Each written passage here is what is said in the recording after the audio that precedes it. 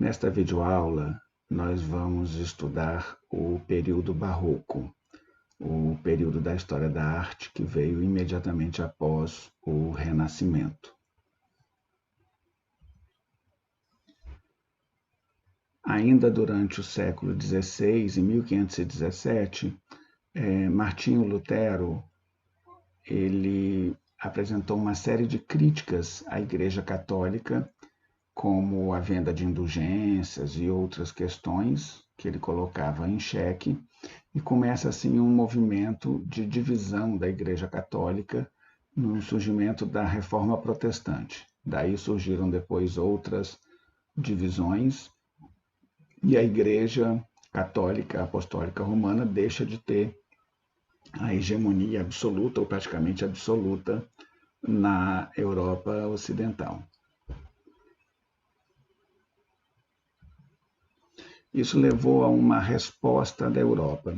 Em vez de aceitar as críticas e se modernizar, a Igreja Católica convoca, anos depois, quando a crise já estava grande, o Concílio de Trento para conter os efeitos da reforma.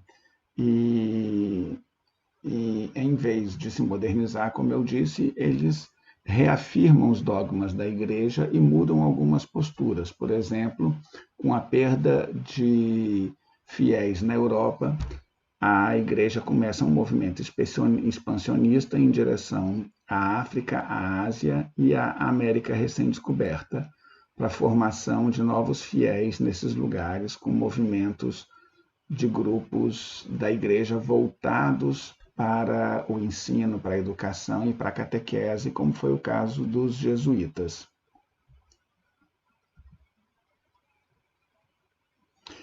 O movimento que se sucede a essas transformações a gente chama de barroco.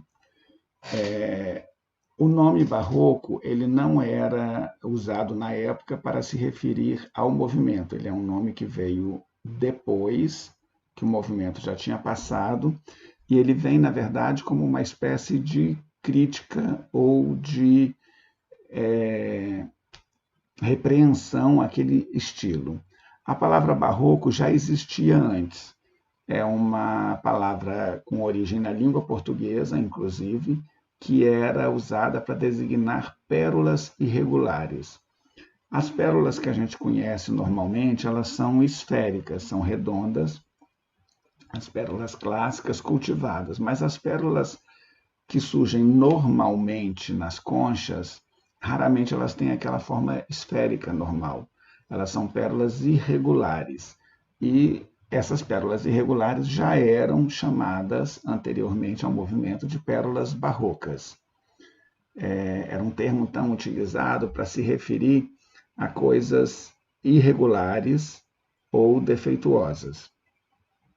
Daí, sendo utilizada posterior ao movimento, já lá no século XIX, para se referir à arte àquele período, isso não era um elogio, era, na verdade, uma crítica, dizendo que aquela arte era tortuosa e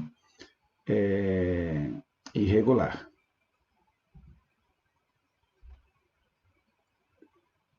A arte do barroco ela foge àquele aspecto centrado, simétrico, equilibrado e bem comportado, digamos assim, da arte do Renascimento.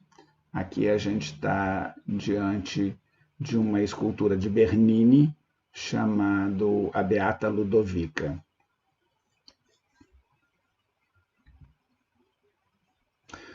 O período que corresponde ao Barroco, século XVII e uma boa parte do século XVIII, dependendo da região, ele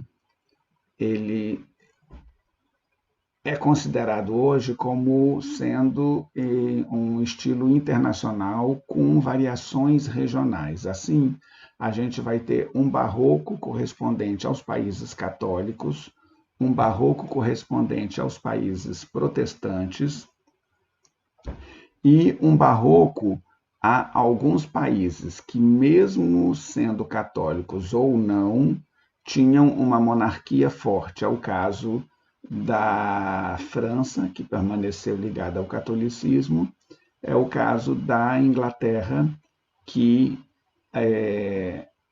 rompeu com a Igreja Católica, né, com a criação da Igreja Anglicana, mas os dois países, apesar da França católica, eles afirmavam a monarquia com uma certa independência da Igreja Católica, com uma certa liberdade, no caso da França, e com total liberdade, total independência, no caso da Inglaterra. Então, esses três tipos de variações do barroco tinham características bem peculiares e até diferentes entre si. No caso do barroco católico, principalmente a Itália, mas também alguns países que permaneceram extremamente católicos, como a Espanha, Portugal e uma parte da Alemanha, por exemplo, né?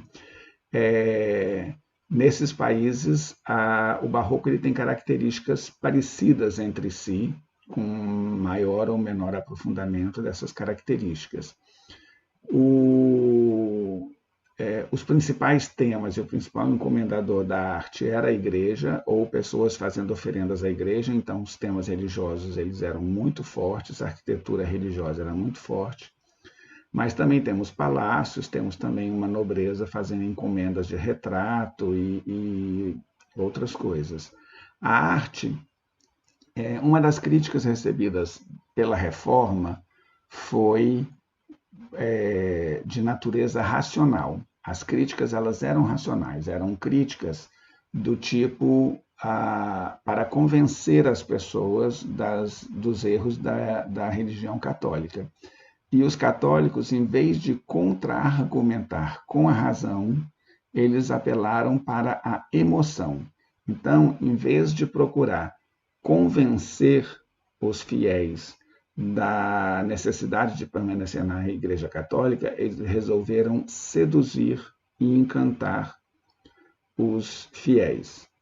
Então, ela se converte num espetáculo visual, tanto da arquitetura quanto da própria missa em si, com cantos, com órgão, com música e uma série de coisas.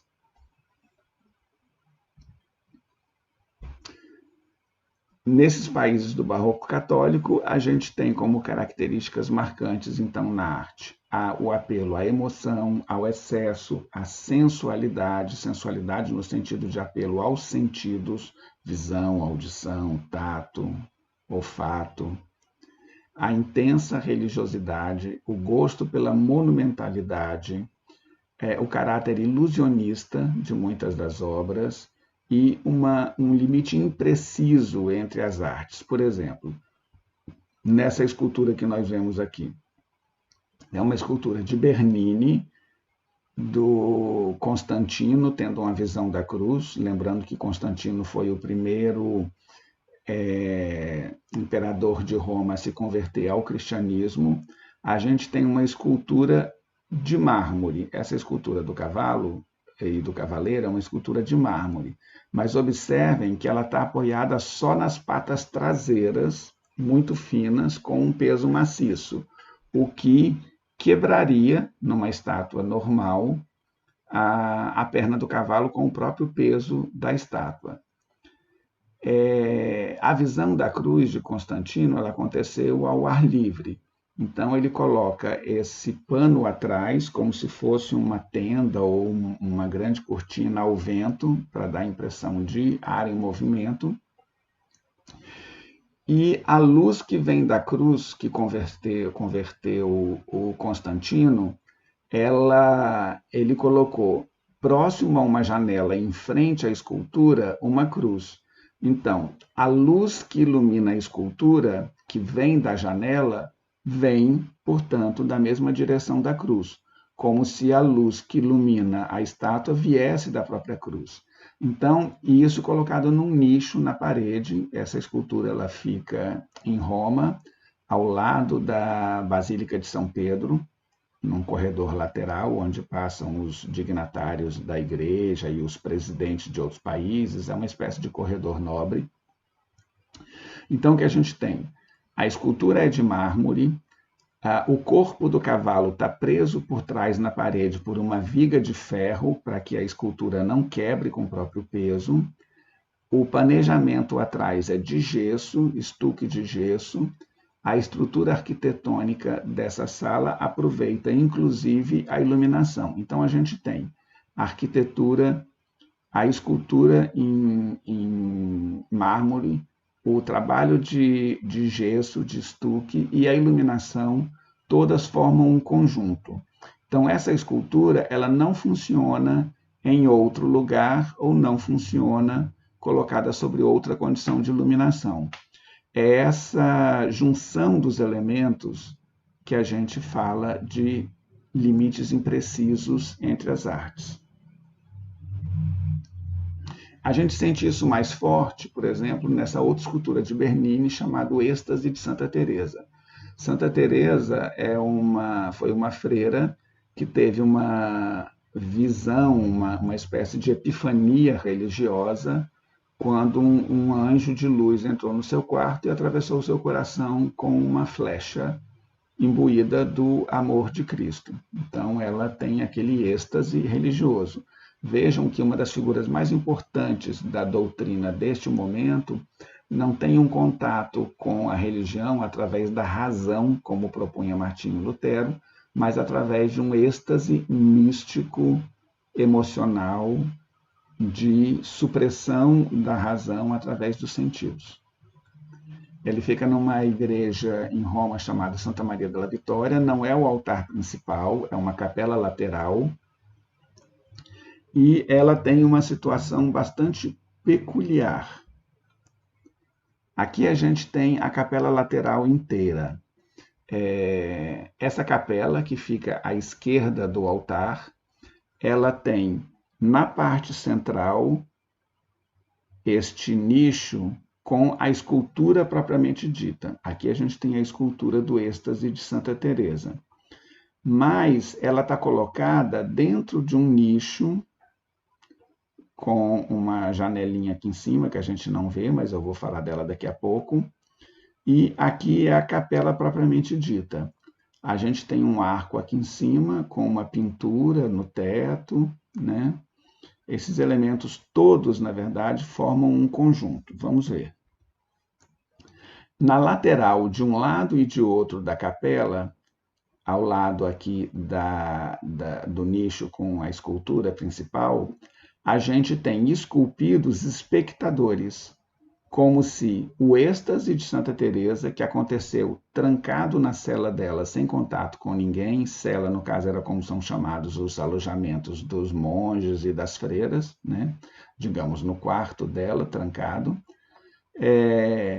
Aqui ele está colocado como se fosse uma espécie de espetáculo teatral com pessoas assistindo. Então, esta arquitetura em baixo relevo aqui, ela dá a impressão de ser um corredor, mas na verdade é uma arquitetura falsa, com perspectiva ilusionista, e a gente tem em alto relevo e relevo pleno, aqui logo abaixo, grupos de espectadores. Dos dois lados a gente tem a mesma situação. Então é como se a gente estivesse diante de um teatro acontecendo, inclusive com espectadores. Aqui a gente tem um detalhe do baixo relevo de arquitetura ilusionista e do grupo de espectadores assistindo, o que parece muito mais uma encenação do que a cena original. Durante o dia, essa escultura ela tem um facho de luz que vem de cima. Esses riscos aqui atrás, em bronze dourado, são como se fosse a própria luz materializada. Lembrem que foi um anjo de luz, ou um anjo trazido pela luz, que entrou no quarto dela. O rosto dela revela o momento do êxtase, o momento desse arroubo, né, da paixão em Cristo. E aqui, acima da escultura, no nicho, a gente tem uma janela amarela, âmbar, né? Um pequeno vitral aqui em cima, próximo a uma janela, de onde entra essa luz que ilumina o bronze e dá um leve colorido à estátua, ao grupo escultórico. Acima do nicho tem uma outra janela e tem essa pintura do teto com a pomba do Espírito Santo que enviou o anjo. Este céu aqui em cima pintado, ele dá quase a impressão de que é céu aberto, que ele atravessa aqui o arco. E ele termina em nuvens aqui no canto, que dão a impressão quase de que são nuvens de verdade, porque a estrutura arquitetônica que vem aqui por trás, ela some debaixo da nuvem e a nuvem tem volume. E a gente percebe, por exemplo, que este anjo que está aqui, que é um anjo pintado, a asa dele ganha volume escultórico e sai por cima da arquitetura. Ou a perna desse anjo aqui, onde a asa dele também encaixa aqui na janela, e ele é parte pintado, mas a perna tem volume tridimensional, é uma escultura, e avança para fora da nuvem. Então, a gente não sabe onde termina a pintura, onde ela vira escultura e onde a gente tem arquitetura. Então, a gente tem essas três artes fundidas aqui no teto. E também com essas esculturas aqui, que pela própria posição elas são de gesso, porque de pedra ela faria um peso que colocaria em risco. Então, a gente tem uma fusão desses elementos aqui. Aqui no próprio canto, a gente tem também uma estrutura que começa em cima como pintura, mas a gente vê que a pena que sai da mão do anjo ou a coroa do outro anjo maior são escultóricas e avançam por sob a arquitetura, e também as nuvens avançam para fora dos limites arquitetônicos e formam volumes aqui em gesso, né? Volumes escultóricos. Então, voltando para ver essa estrutura de frente, a gente vê como que toda a cena parece um grande teatro com ilusões de ótica e com uma estrutura que é, no fundo, uma cenografia, assim como uma cenografia teatral. O termo utilizado para isso é teatrum sacro, ou teatro sagrado. A gente poderia definir como uma espécie de, no caso das artes visuais, representação visual das narrativas cristãs com efeitos teatrais, com efeitos cênicos, não para convencer o espectador, mas para causar espanto, surpresa, horror, no sentido de seduzir o espectador para a glória da experiência místico-religiosa da Igreja Católica. Bom, então vamos seguir agora com o barroco católico na arquitetura. Esse é um exemplo bem interessante em Roma, de um dos arquitetos mais famosos do período barroco em Roma, chamado Borromini. Borromini era o grande rival de Bernini. Essa é uma das igrejas mais peculiares dele, chamada Igreja de San Carlo alle Quattro Fontane, ou São Carlos das Quatro Fontes. Ela fica numa esquina em que cada um dos cantos da esquina tem uma fonte. A gente vê, inclusive, aqui no canto esquerdo do prédio, a fonte desta esquina especificamente.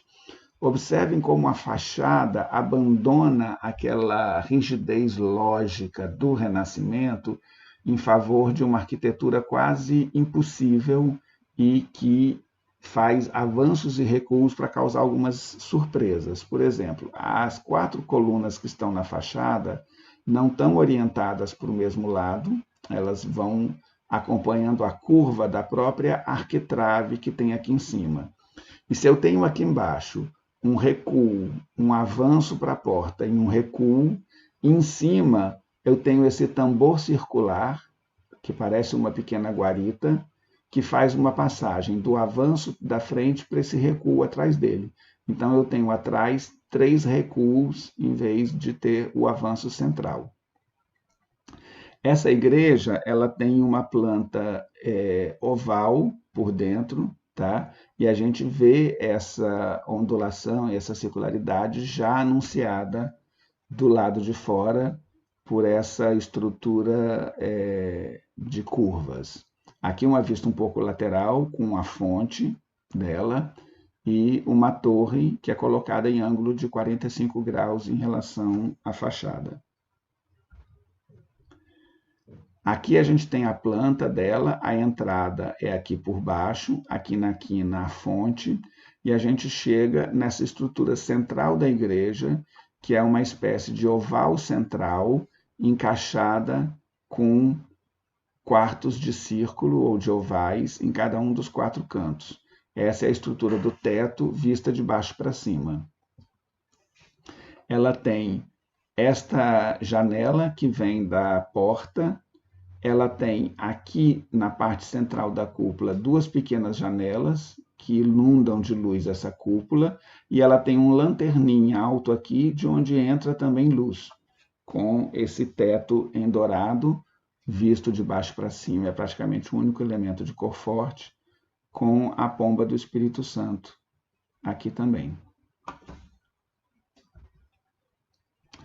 O Bernini, ele também era o rival, né, de Borromini. Eles disputavam as principais obras da Igreja Católica em Roma nesse período.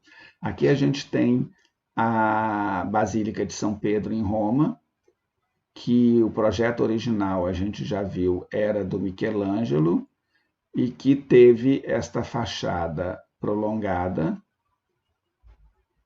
aqui, né? Ela era mais curta, né? Ela foi prolongada, e aí Bernini foi chamado para criar uma solução para a praça que fica em frente. Essa praça com uma agulha egípcia, uma agulha trazida do Egito, né? E 2 chafarizes pequenos aqui ao lado.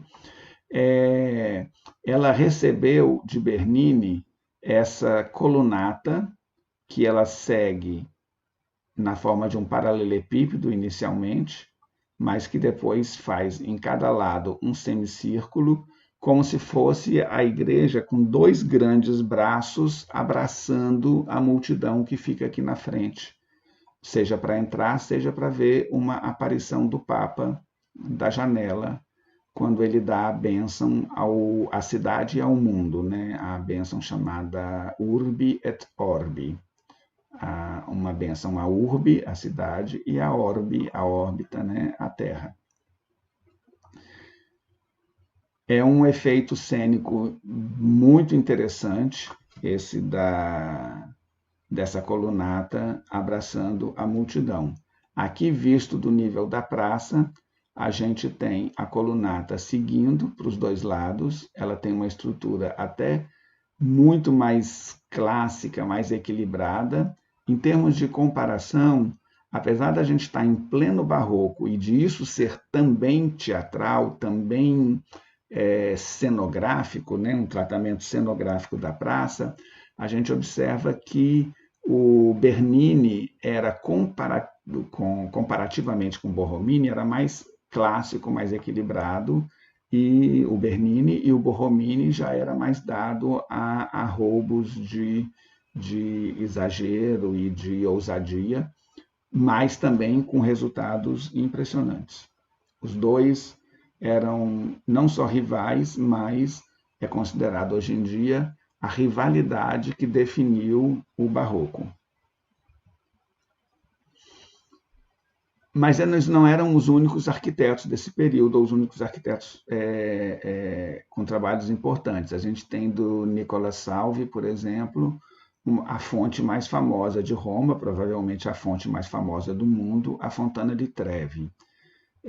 Trevi é trevo em português, ela fica num trevo, num entroncamento de algumas ruas, não só 3, mas principalmente 3 ruas, e ela fica na lateral de um prédio. Isso aqui atrás é um edifício, com toda a sua divisão de salas aqui, e a lateral desse edifício, a parede desse edifício, é a fonte propriamente dita.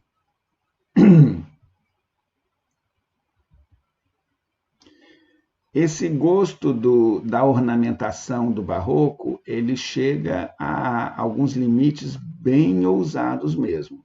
Com o decorrer do tempo, essa ousadia, essa junção da escultura com a arquitetura, esse efeito teatral, esse uso da curva, esses avanços e recuos, eles foram se sofisticando e evoluindo, e aqui, já mais de 100 anos depois de Bernini, de Borromini, dos principais trabalhos deles, a gente tem essa igreja na Espanha, que é considerada a obra-prima das fachadas do barroco espanhol.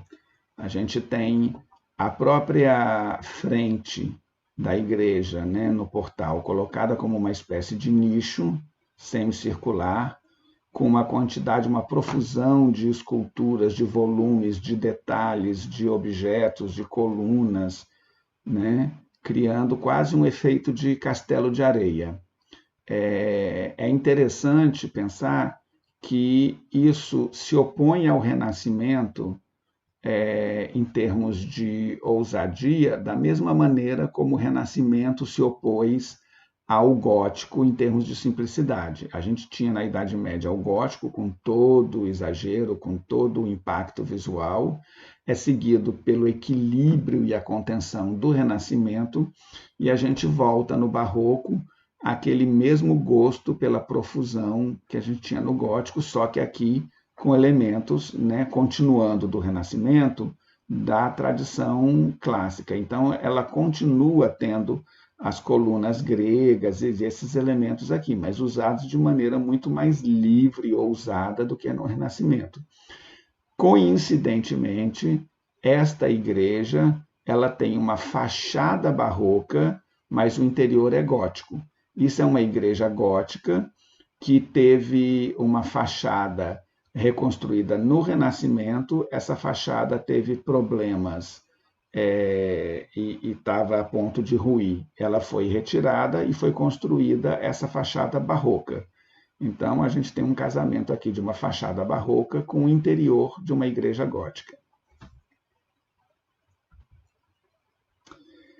A pintura do barroco, o barroco ele começa ali por volta de 1580, a gente considera hoje. Então, aqui em 1902 a 1907, já tinha 20 anos que os artistas trabalhavam já com essa tendência, né, nova do barroco. Um dos artistas iniciais a ter grande fama nesse período foi o italiano Annibale Carracci.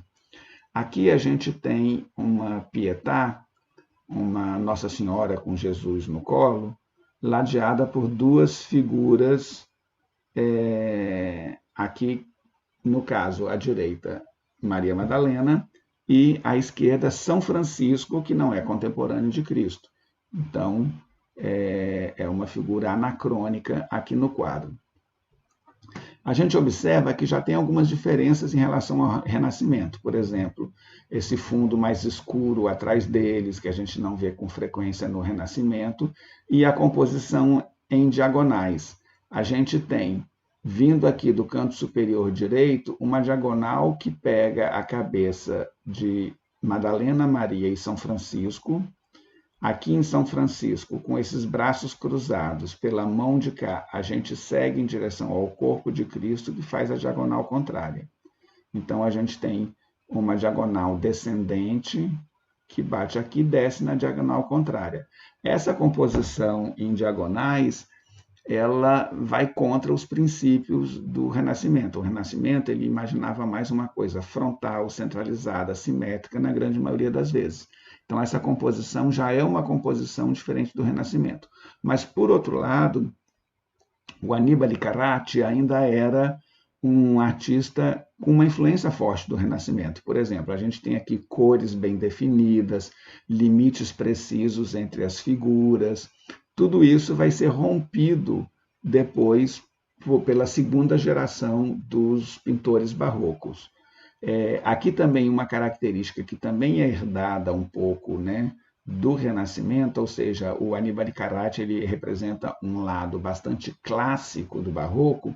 A gente tem essas figuras idealizadas, essa beleza idealizada dessas figuras.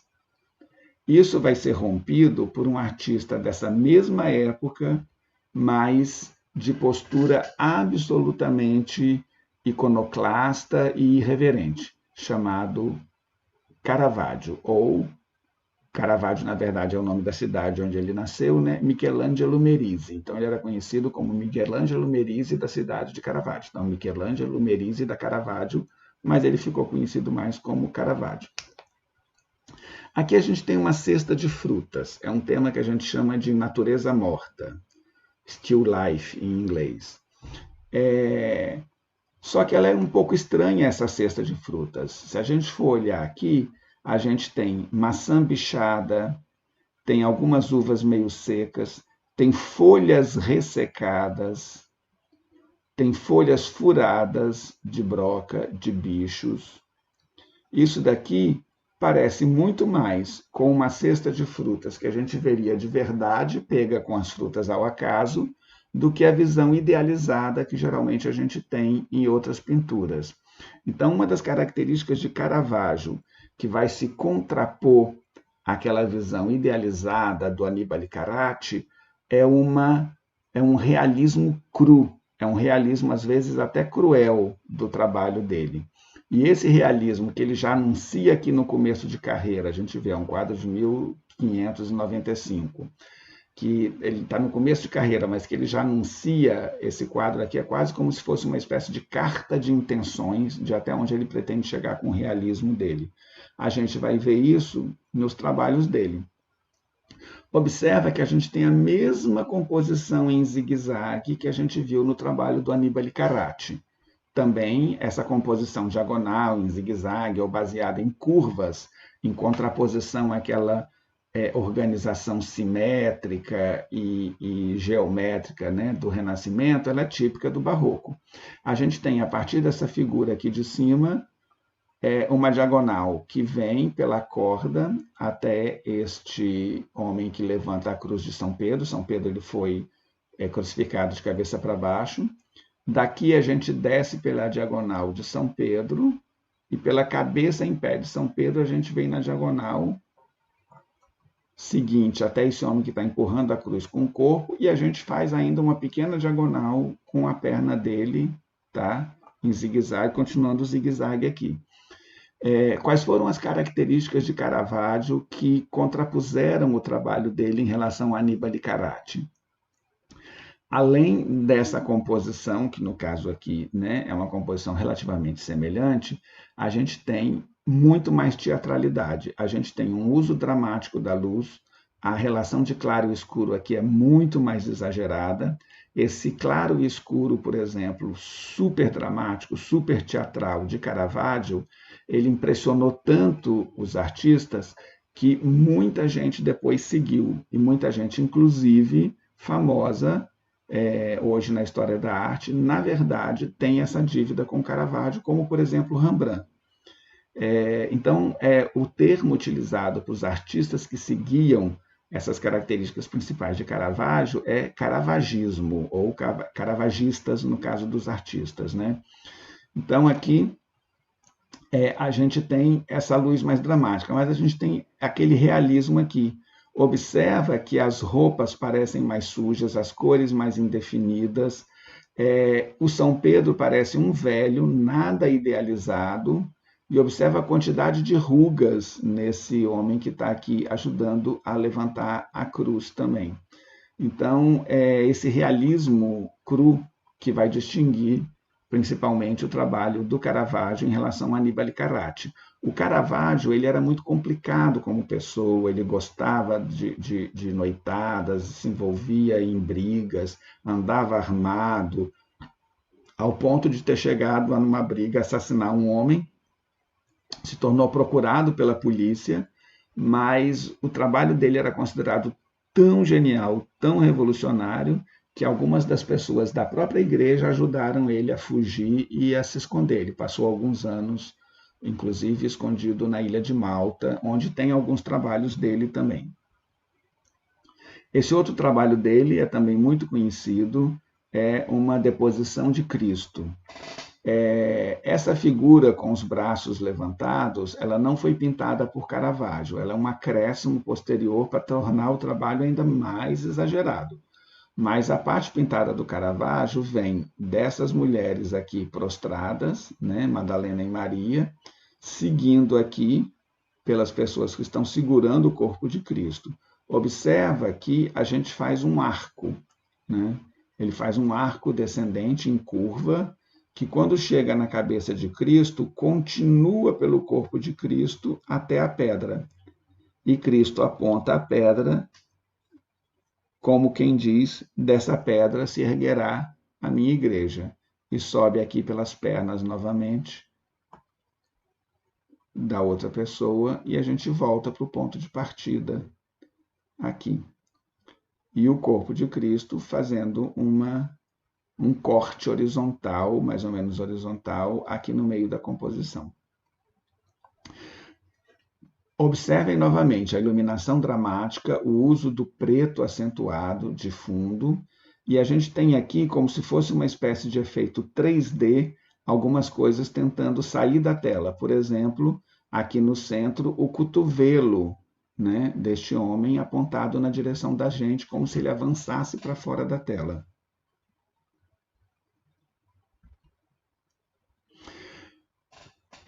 No Renascimento, a gente já teve algumas pintoras, mulheres, mas a primeira pintora a realmente ter uma grande projeção como profissional foi a Artemisia Gentileschi. Ela era filha de um pintor também, mas ela teve uma obra até mais importante que o próprio pai. Aqui é uma visão dela bastante sanguinolenta, bastante dramática, de Judite decapitando Holofernes. Holofernes era um chefe militar, um general, se não me engano, de um exército que tinha sitiado os hebreus. Os hebreus estavam em desvantagem diante de Holofernes, diante do exército, né, de Holofernes.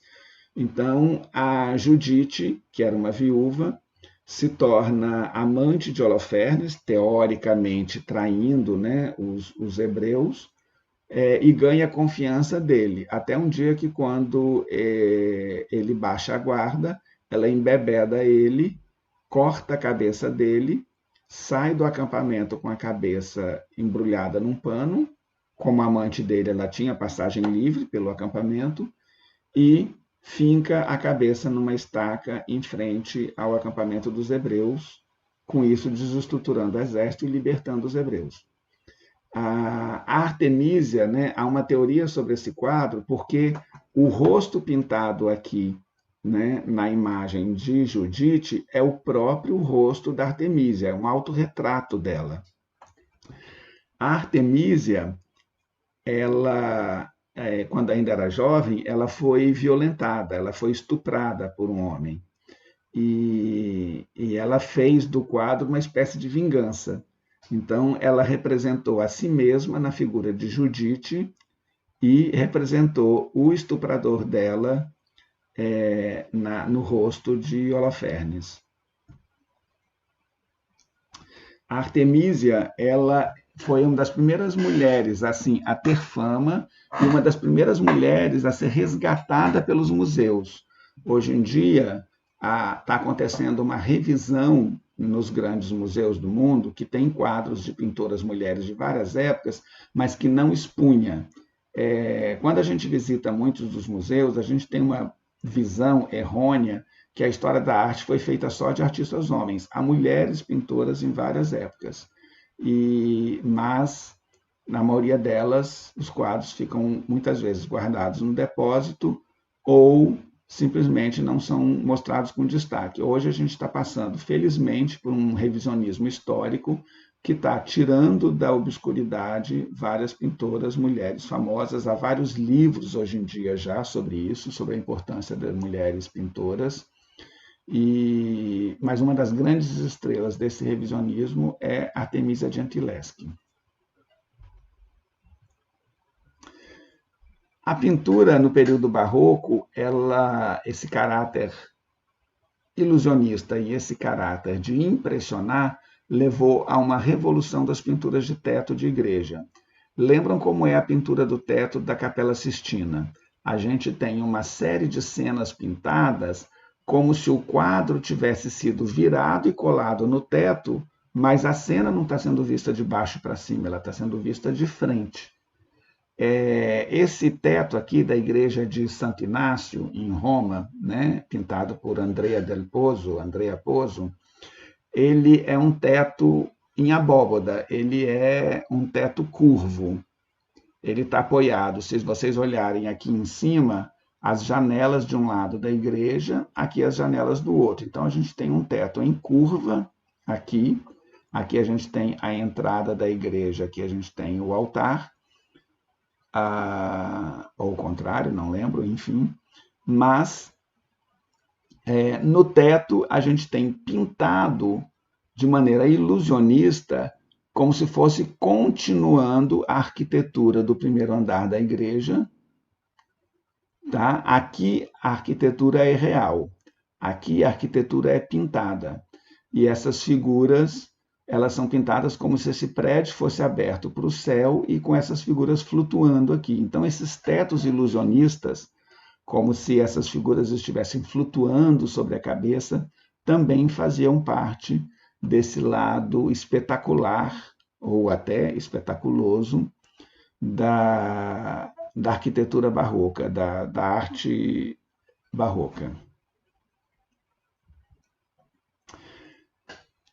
Os países católicos, eles tiveram uma influência forte da igreja, mas não eram sempre só obras religiosas. A própria Itália tem outros tipos de obras que não só religiosas. Um dos grandes pintores do período era o espanhol Diego Velázquez.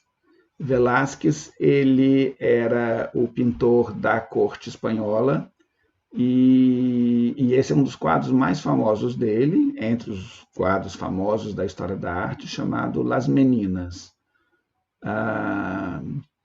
Las Meninas, apesar de ter aqui uma das filhas do rei, a filha do rei aqui, Las Meninas, o termo corresponde mais às damas de companhia. Então, a gente tem aqui a filha do rei, as damas de companhia, jovens, ou uma anã, que é uma adulta, mas que não vai ficar muito maior do que elas. Aqui a gente tem o próprio pintor e uma tela de costas. E o pintor está olhando para a gente, com paleta e pincel na mão.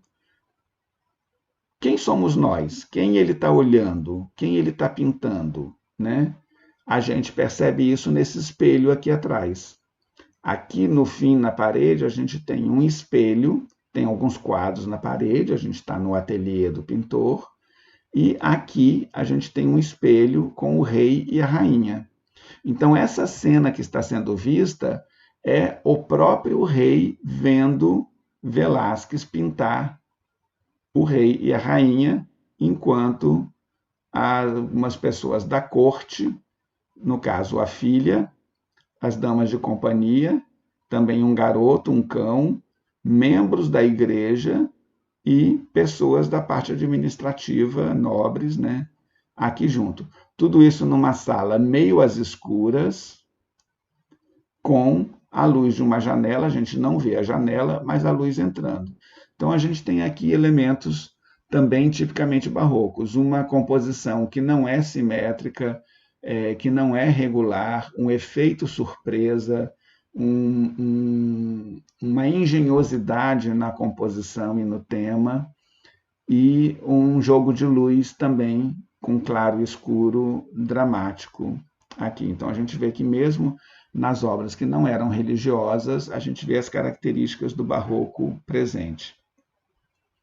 Um outro lugar onde o barroco, também um país católico e também com essa influência do barroco italiano, é a Bélgica. A Bélgica permaneceu católica e também com uma forte influência dessas curvas da composição do barroco. Aqui a gente tem um quadro de Rubens, um dos grandes pintores, né, belgas, chamado O Rapto das Filhas de Leucipo. É uma história que faz parte da história de Roma, e a gente tem essa composição aqui, ela é circular, a gente vê que os elementos principais da composição eles estão em um círculo aqui no centro da composição, ela tem duas curvas contrárias, uma curva para cima dessa mulher de cima, e uma curva para baixo dessa de baixo, como se fosse uma espécie de oposição, e linhas de tensão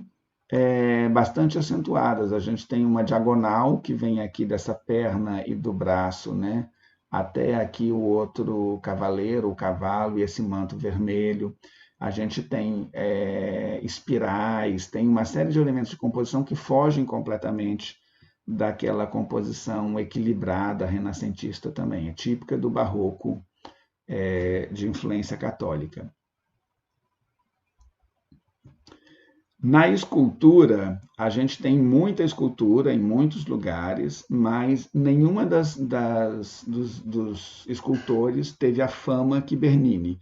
Apesar de Bernini ter também algumas obras em pintura e ser um arquiteto renomado, onde ele mais se destacou foi na escultura, criando obras impressionantes pelo movimento, pela dinâmica e pela vivacidade.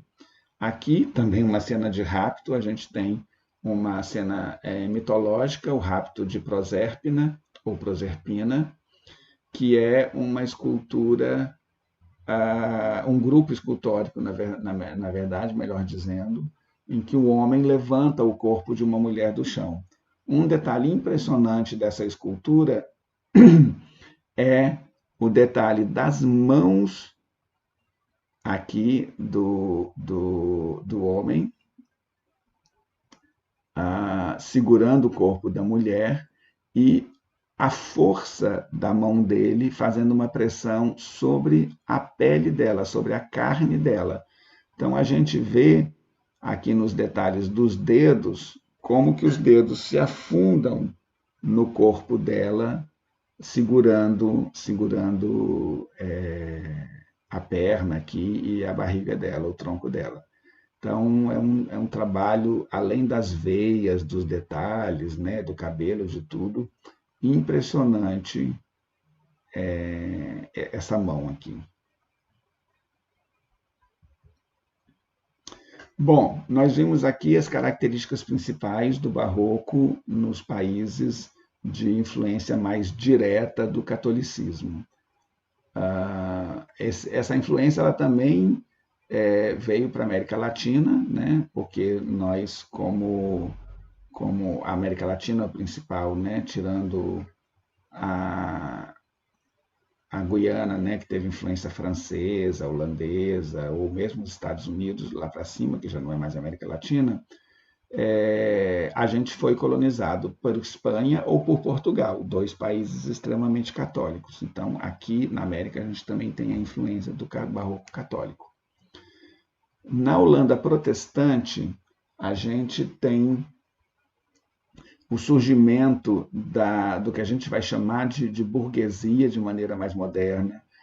A Bolsa de Mercadorias de Antuérpia acabou se transformando na primeira bolsa de valores do mundo. Então, a gente tem o desenvolvimento do capitalismo como a gente conhece, a gente tem uma classe burguesa bem grande em ascensão, não tão rica quanto os nobres ainda, obviamente, mas já com grande poder de compra, com fartura, com riqueza, e só que sem essa relação ligada forte à religião do catolicismo. Então, eles vão se voltar para essa vida que eles tinham. A gente vai ter essas características na pintura. Quando um nobre encomenda um quadro, geralmente ele encomenda uma pintura dele sozinho, ou muitas vezes junto ao cavalo, de corpo inteiro. Né? São pinturas muito caras para você pintar um quadro grande, 2, 3 metros de altura, com o retratado de corpo inteiro. Na Holanda, como eu disse, esses burgueses eles tinham algum dinheiro, mas não tanto quanto os nobres. Então, eles arranjaram uma solução bastante engenhosa, que é muito comum na arte holandesa, que é o retrato em grupo. No retrato em grupo, todas as pessoas que estão aqui no retrato, aqui são os médicos de um hospital, né? Na companhia do médico principal, que é o Dr. Tulip, chamado, pagaram uma cota para estar no quadro. Então, o quadro foi uma espécie de vaquinha para fazer um retrato deles todos juntos. à exceção, obviamente, do defunto na mesa de anatomia, né, do corpo aqui embaixo. Então, às vezes de corpo inteiro, mas às vezes de meio corpo, né, que sairia mais barato, mais econômico, e faziam esses retratos de grupo. A pintura de grupo, o retrato de grupo, ele é uma característica marcante do barroco holandês. Esse quadro, ele vai além de ser um bom retrato de grupo, ele chega também à situação de ser uma das grandes obras-primas, porque além de fazer o retrato do grupo, ele tem essa estrutura insólita, né, dessa aula de anatomia sendo dada, o uso da luz muito bem calculado. A gente vê aqui, como eu falei, como que Rembrandt também tem a sua dívida com Caravaggio no uso do claro escuro e dessa luz mais dramática, né? Uma luz que entra pela janela aqui, como que cada pessoa tem uma personalidade diferente, está numa postura diferente, que tem um estudo de caráter, né, feito pelo próprio artista. É um quadro impressionante. Um outro artista famoso da Holanda é o Vermeer, tem um quadro, inclusive, e um filme, né, baseado nesse quadro, muito interessante, chamado Moça com Brinco de Pérola, né, que é um quadro também muito famoso. O Vermeer, ele se voltava, como a Holanda tinha essa vida burguesa, essa fartura, tudo isso, ele se voltou para a vida comum dessas pessoas. Então, aqui a gente tem uma criada, né, preparando o leite, né, do café da manhã, aqui, provavelmente, com essa mesa.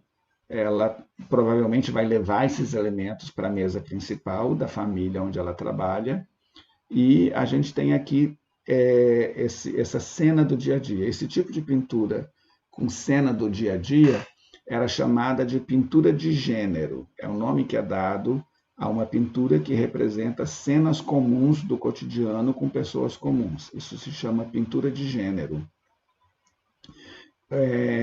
Uma das características mais marcantes do trabalho de Vermeer é colocar os seus personagens no interior de um ambiente com uma luz filtrada que vem de uma janela e que faz uma iluminação muito bem estudada do ambiente. Observem que a gente tem um grande branco nessa parede aqui atrás iluminada, vazia, só com umas manchinhas, que se contrapõe aqui no lado mais escuro do quadro, uma quantidade enorme de objetos que se contrapõem àquele vazio, e, ao mesmo tempo, esses objetos aqui iluminados nesse canto escuro, né? Criando um efeito bastante dramático aqui nessa cena. Isso se parece bastante com o que a gente vê numa fotografia. Se você pega uma pessoa desavisada e faz uma foto, um instantâneo, ele já capturava isso lá atrás. Então, a gente vê que a própria linguagem da fotografia, na verdade, ela foi inventada lá atrás pela própria pintura. Um outro pintor também muito interessante desse período é Frans Hals. Além de também fazer retratos de grupo, ele era um excelente retratista, ele tem muitos retratos de grupo, de várias corporações. Geralmente, os retratos de grupo eles eram encomendados por corporações profissionais. Por exemplo, uma corporação de tecelões de uma cidade, os comerciantes da cidade. Então, uma espécie de cooperativa, né, de corporação dos profissionais, acaba encomendando um quadro de grupo, e esse quadro era colocado na sala da corporação, ele não ficava na sala de uma pessoa específica. Mas o Frans Hals também fez muitos retratos de pessoas comuns, que ele achava interessante por alguma razão. Esse daqui é um militar, num momento em que ele está se divertindo em um bar, em uma taberna, bebendo. Então, ele é conhecido como o alegre beberrão. Uma das características interessantes do trabalho do Frans Hals é a liberdade com que ele trabalha as pinceladas. Observe como que, visto de perto o trabalho dele, as pinceladas são soltas e vira quase um trabalho abstrato. De longe a gente tem a completude da cena, mas de perto as pinceladas são soltas.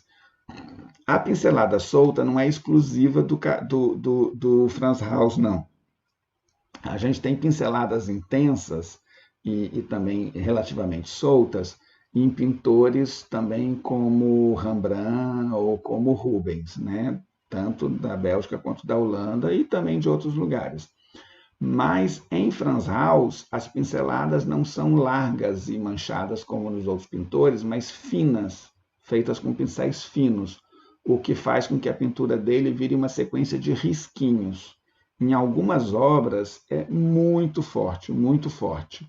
Um dos artistas, séculos depois, que foi extremamente influenciado pelas pinceladas em risquinhos do Frans Hals foi um outro holandês chamado Vincent van Gogh. O Frans Hals é uma das grandes influências na pincelada de Van Gogh. Nesse espírito de representar a fartura da Holanda, um tema muito frequente nesse período é a natureza morta. Algumas vezes com poucos objetos sobre a mesa e algumas vezes com muitos objetos, como aqui. Aqui a gente tem do Abraham van Beijeren, a gente tem aqui uma mesa com uma tapeçaria. O tapete, nessa época, ele não era utilizado para o chão, ou não só para o chão. Os tapetes também eram considerados obra de arte, também eram objetos de ostentação, de riqueza, e eles eram utilizados também sobre a mesa como toalhas, eram utilizados na parede como um panô, um painel, e também às vezes como cortina. Aqui a gente tem então essa mesa com um grande tapete mostrando a riqueza, né? Os tapetes eram caros, uma profusão de alimentos, lagostas, né?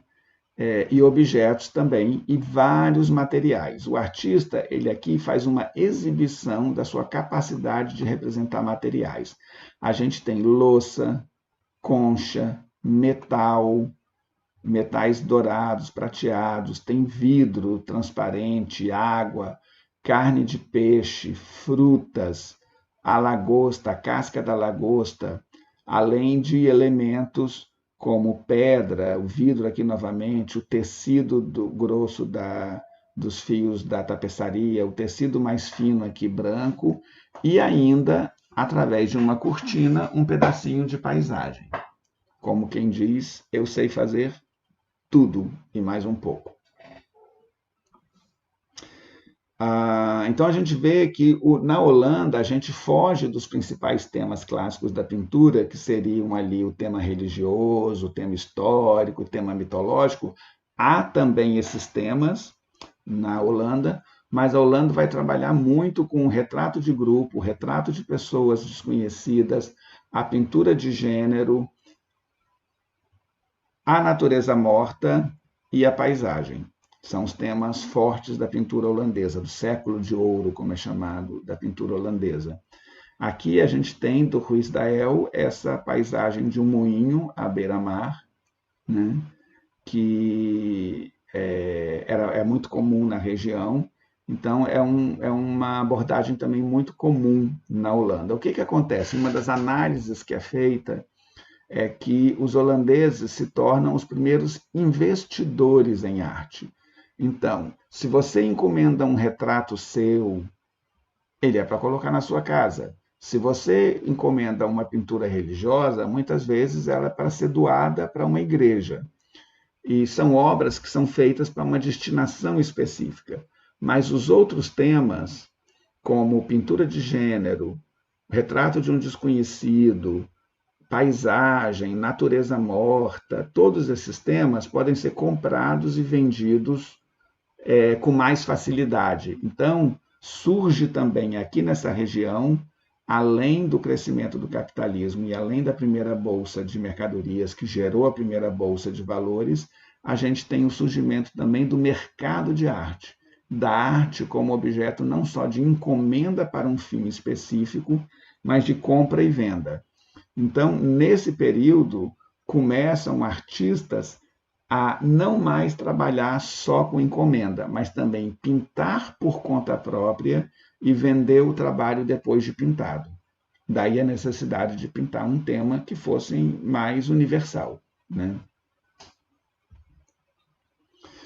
A Inglaterra e a França, principalmente, são dois países em que a monarquia era forte, o período do absolutismo francês, de Luís XIV, e na Inglaterra também, o período que segue lá Henrique VIII, com toda a renovação e a remodelação da monarquia inglesa, a gente vai ter o Estado se afirmando acima da Igreja. Na Inglaterra, houve uma ruptura com a Igreja, lá por Henrique VIII, e a criação da Igreja Anglicana, a ruptura com a Igreja Católica, né? E, inclusive, o rei é uma das figuras principais da própria Igreja Anglicana. E na França, a gente tem, mesmo com o catolicismo, a gente tem um Estado que não se submete totalmente a esse catolicismo e é um Estado forte e centralizado.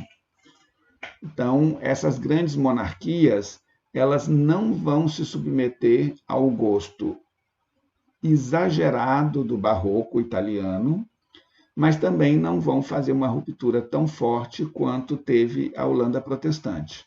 A gente vai ter uma arte que também funde os elementos como pintura, escultura, jardim, né? Esses elementos, mas de maneira bem mais clássica e equilibrada do que a gente viu na Itália.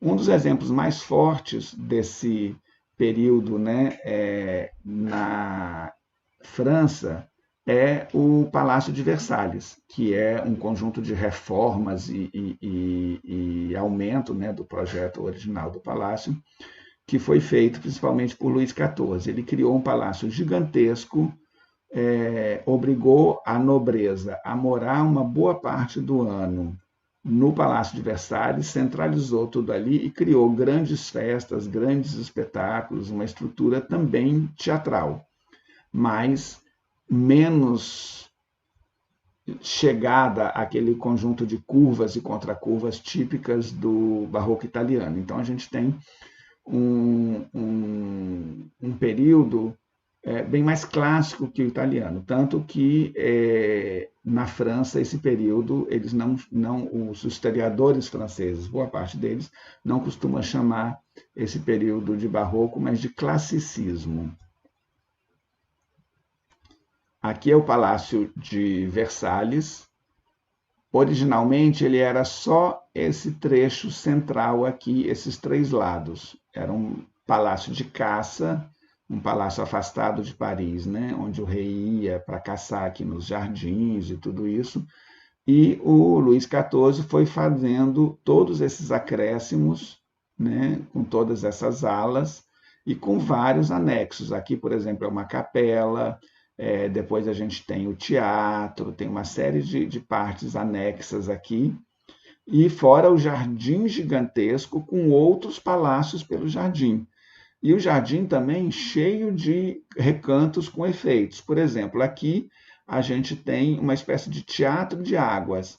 Toda essa parte aqui que parece uma escada é um conjunto de cascatas que a água vai caindo aqui, criando efeitos, com vários tanques de água aqui pelos jardins.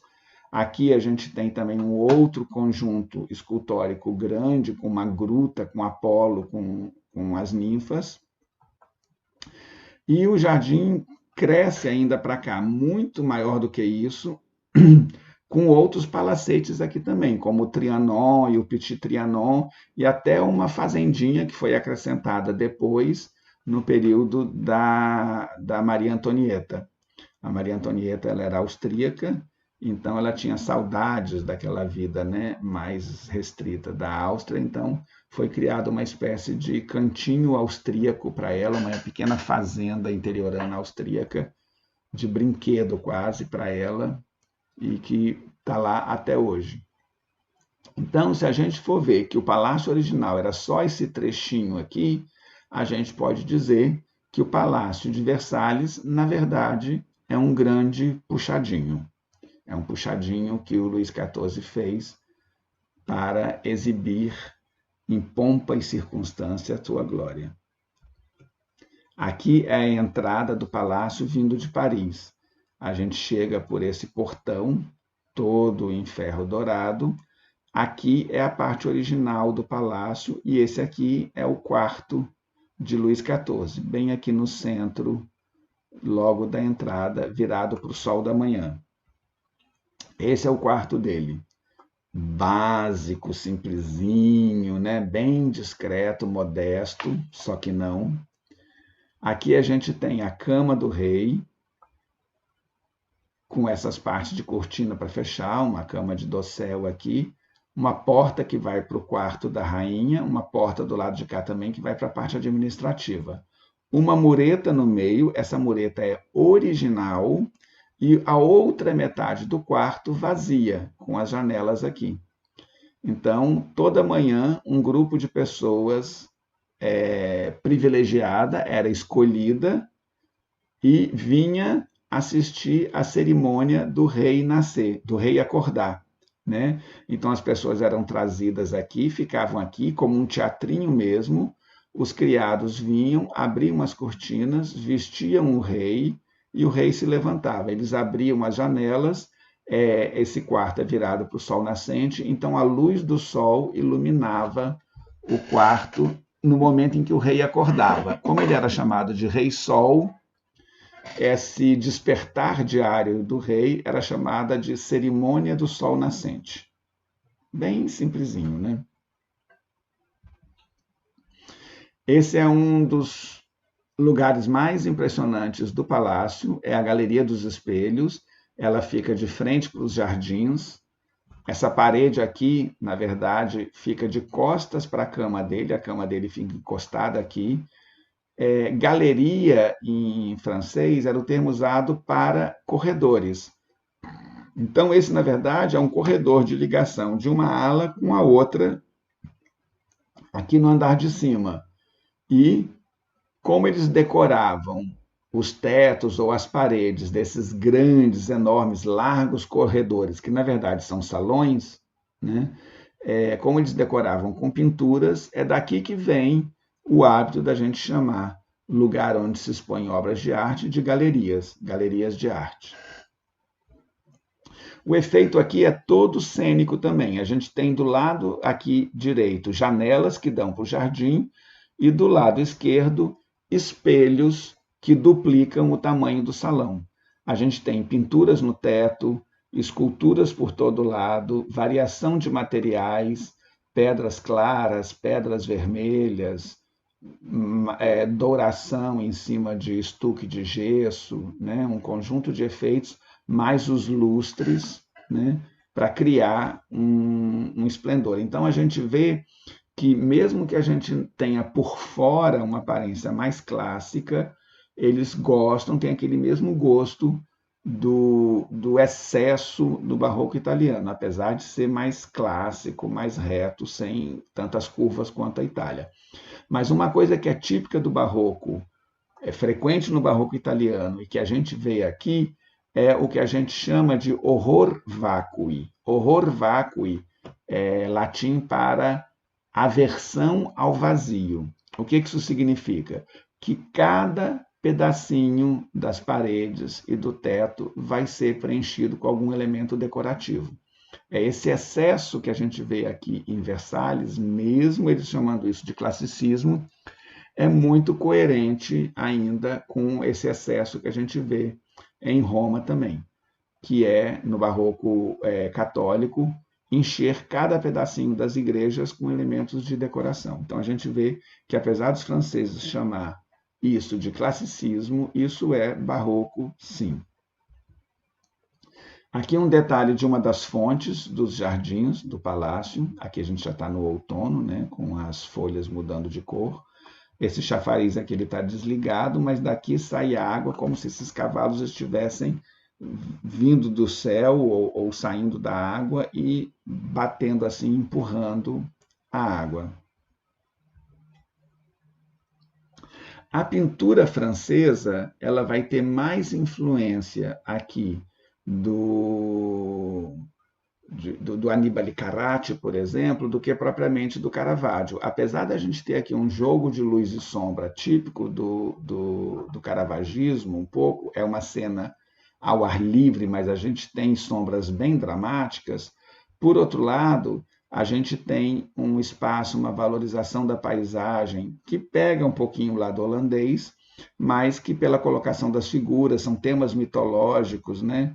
ou temas campestres, a gente vê algumas influências aqui no gosto francês, vindo mais do classicismo do Annibale Carracci do que dos excessos de Caravaggio.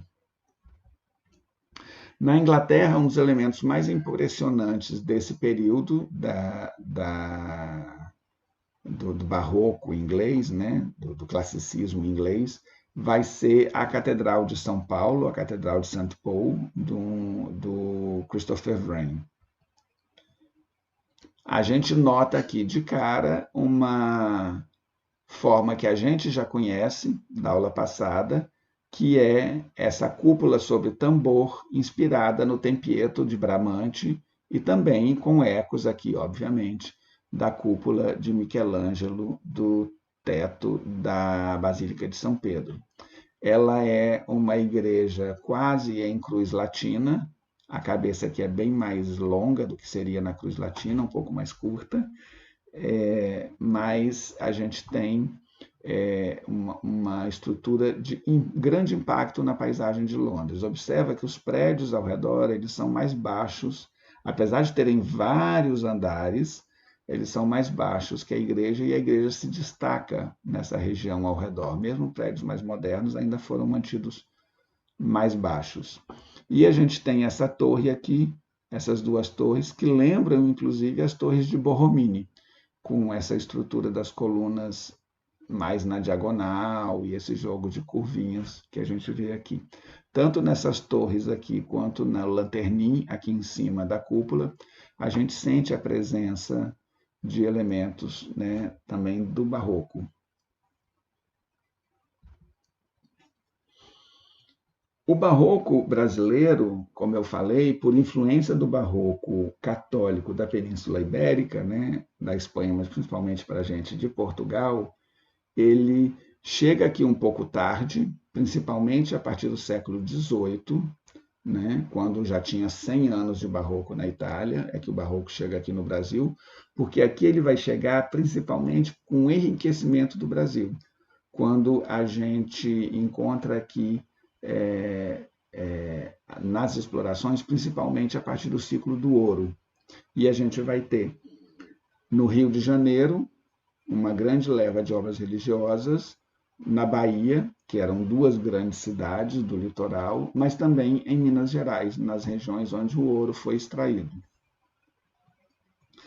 As igrejas aqui, até por uma reminiscência ainda do século XVII, que aqui ainda tinha influência da fase final do Renascimento, que é chamada de maneirismo, eles costumam ter um exterior mais simples com um interior mais elaborado.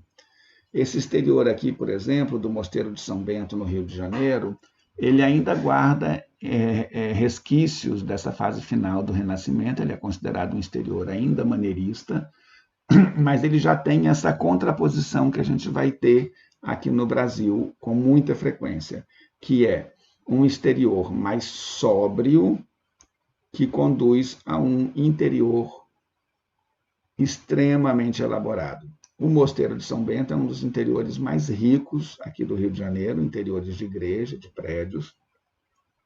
Vários arquitetos famosos de vários períodos, entre eles até o mestre Valentim, trabalhou aqui nesta igreja, no interior da igreja, em reformas e modificações dela.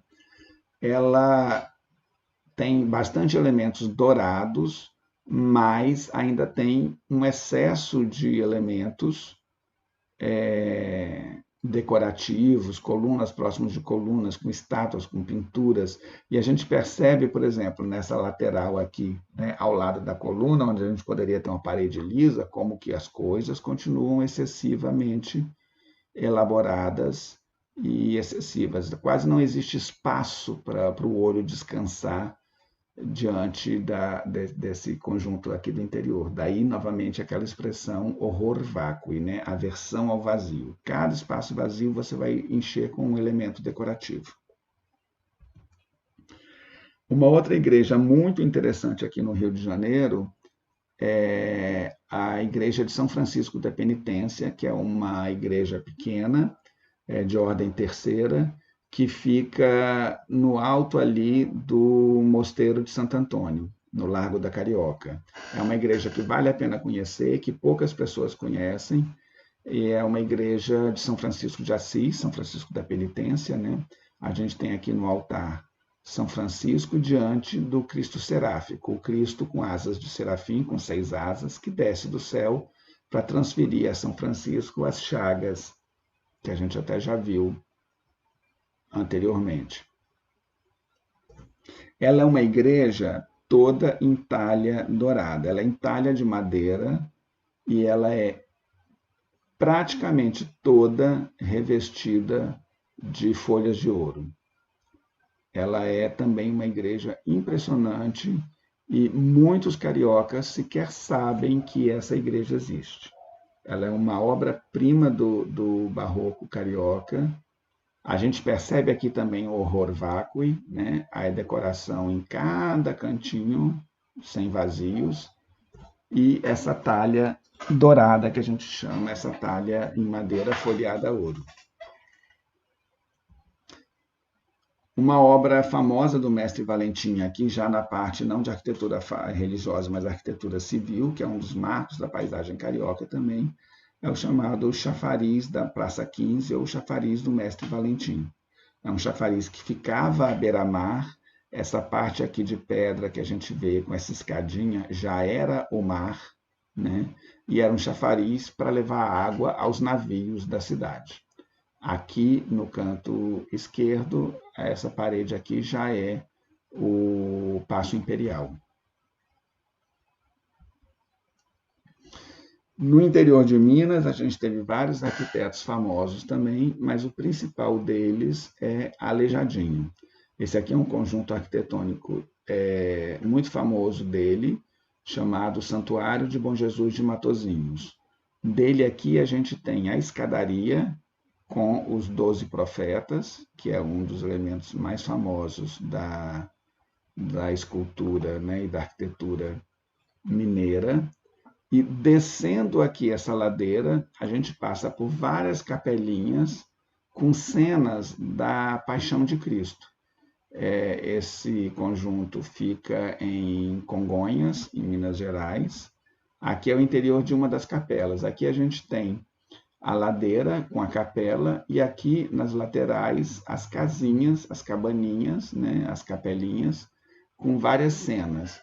Dentro de cada capela, a gente tem um trecho ou 2 da história da Paixão de Cristo.